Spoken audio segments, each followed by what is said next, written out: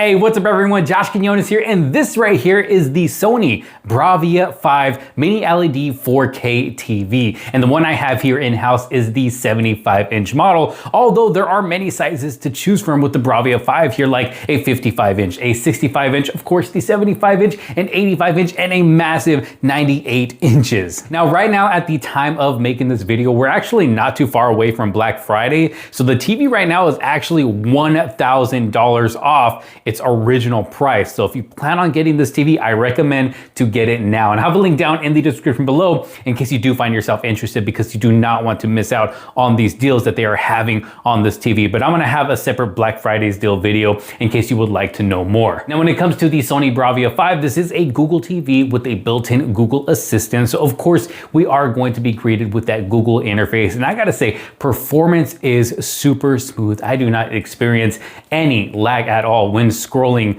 through this TV when it comes to just, looking for something to watch on the home screen, going through the recommended, shows or movies, or just scrolling through my apps. It is such a smooth experience. And then of course, we have a live TV on here as well, which has your TV guide to let you know what is currently playing or what's going to be playing next, or even later on in the day. And of course, you can look through all of the channels. Of course, you have your app section where you can, download all of your favorite apps from the Google Play Store. And then you have your library, and then you also have a Sony tab, which are, it gives you a bunch of different movies and shows you can watch as well. And then you have the search bar, and then you can also pick a screensaver. So if you don't want to, completely turn your TV off when it is not being used, you can actually pick a screensaver just to have something nice showing throughout the day. Just kind of like a piece of decor in the house, especially if you have this TV mounted up on your wall, you can kind of act like it's a picture frame up on the wall. But overall, as far as performance goes with the Bravia 5 here, I have no complaints. It is a smooth experience.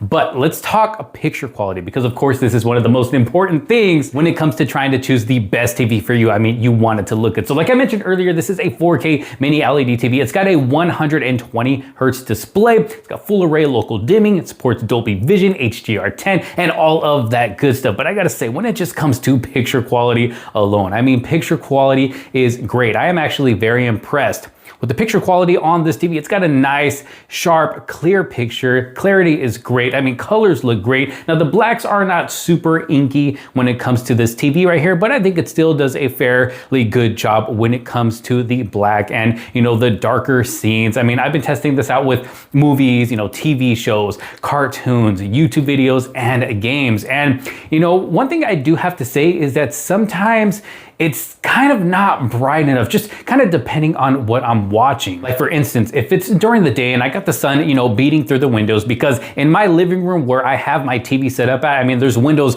right on the side of it. I mean, there's no getting away from it because that's just the way my living room is set up. So if it's a bright sunny day and the sun's just coming through, sometimes I find the TV just not bright enough depending on what I'm watching. Of course, if I'm watching something with a lot of bright scenes, then yeah, it's going to be bright enough and I can just, relax and enjoy what it is I am watching. But if there's something I'm watching with a lot of darker scenes, sometimes I just do not find it to be bright enough because of how bright it is in the living room. So I will find myself, closing the blinds and kind of shutting off the lights in the home. But even with the blinds closed, sometimes you have the cracks and stuff where the light still gets through, and sometimes it will kind of beam on the TV, depending on what angle I'm sitting at, whether it's at the far left or, kind of just a little over to the side, and I can see the reflection of the window, then I can still tell that the TV is not bright enough, with those reflections from the window. But I mean, aside from that, like I said, if it's not super bright in the room, I mean, the TV is gonna be more than bright enough. It still handles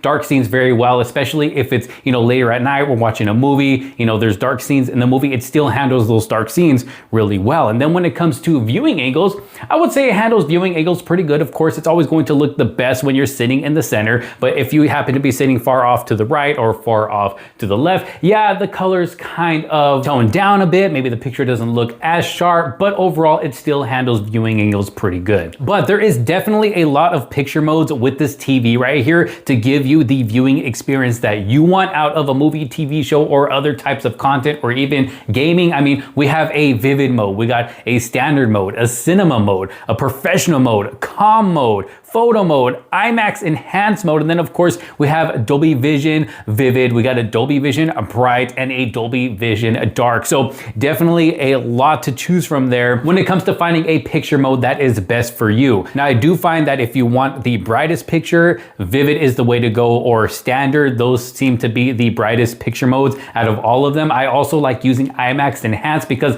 it gives it more of a natural look, kind of like a cinematic look. It actually looks really, really good. I love using IMAX mode when it comes to the Bravia 5 here. And then of course, when it comes to the, Dolby Vision modes, I like using Dolby Vision Vivid or Dolby Vision Bright. Now let's talk about gaming, because I know we got a lot of gamers out there. Now me personally, I'm no professional gamer. I'm not like a hardcore gamer or anything like that. I'm just, your casual gamer where I game from time to time on my TV. Now this TV was made to work best with the PS5. Of course, it is a Sony TV. I mean, we get the Sony PS5. So if you do have a PS5, you are going to get exclusive features like auto HDR tone mapping and auto genre picture mode that optimizes picture quality for gaming and streaming. Now I gotta say, just the overall gaming experience, no matter what gaming console you're playing on, is actually really good. I mean, we got that 120 hertz display, so you're gonna get a smooth gameplay when it comes to this TV. Of course, you're gonna have to have, one of the newer consoles, the, Xbox, PS5, or even the new Nintendo Switch 2, which now supports 120 hertz, or you can even hook up a PC to get those higher frame rates. But no matter which console you're using, like I said, you're going to get a smooth gameplay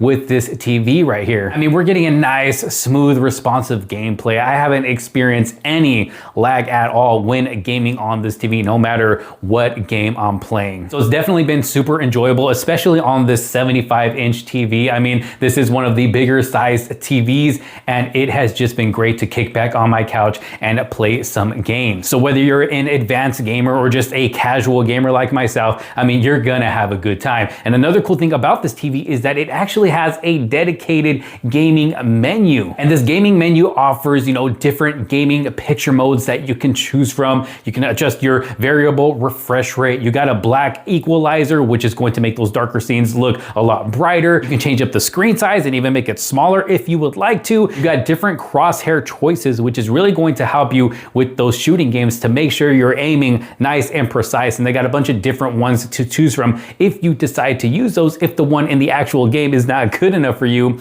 you got a quick YouTube search and a gaming multi-view on YouTube, which is actually a really cool feature, because say you're playing a game and maybe there's a certain level that you're trying to get past, but you don't know how, or you don't know how to play a certain game or whatever it is, you can actually pull up a second window with YouTube and look up the game that you're playing to try and get past whatever level it is you are trying to beat. Or you can just have any YouTube video playing on the side while you are gaming. So if you want to watch your favorite YouTuber while you're playing your game, you can do so as well. I just think it is a super cool feature to be able to use on the Sony Bravia 5. So overall, the gaming experience on this TV is just a really good one. But okay, let's talk about sound, because of course you don't want your TV to just look good, you want it to sound good too. Now I will say, me personally, this is a TV that I would want to use a soundbar with. Now that's not to say that the sound is bad or anything like that, because the sound is actually really good. I mean, it supports Dolby Atmos, it's got a nice clear sound with some good volume, it's easy to make out voices and whatever it is you are watching. I mean, the sound is actually really good,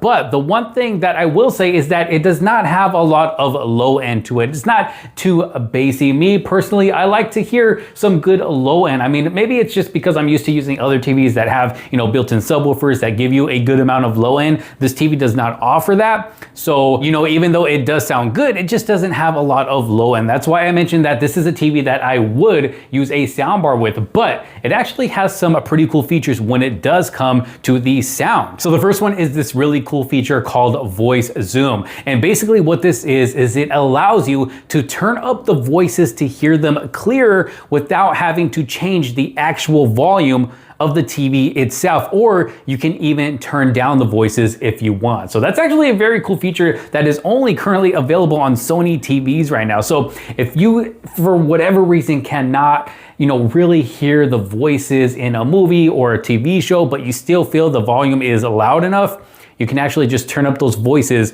without having to actually turn up the volume of the TV itself. Very cool. And this feature is actually also available when you do have a soundbar connected. But another cool feature that this TV has when it comes to sound actually happens when you do have a soundbar connected. Now, the feature is called Acoustic Center Sync, and this is going to be available when using a Sony soundbar, whether it be, you know, the A3000, the Theater Bar 8, the Theater Bar 9, or the Quad system. And this allows the TV speakers to work as the center channel for dialogue. So talking is coming directly from the TV itself, you know, similar to a movie theater. And then the soundbar handles all of the surround sound. So you're getting a nice surround sound experience, but the voices are coming directly at you from the center of the TV. So it's pretty much giving you that theater-like experience. Now, me personally, haven't had to try this out because I do not have a Sony soundbar at the moment, but hopefully here in the near future, I will get to try this out because it actually sounds like a really cool feature. Now, the TV itself has a nice build quality to it. It's got some strong metal legs,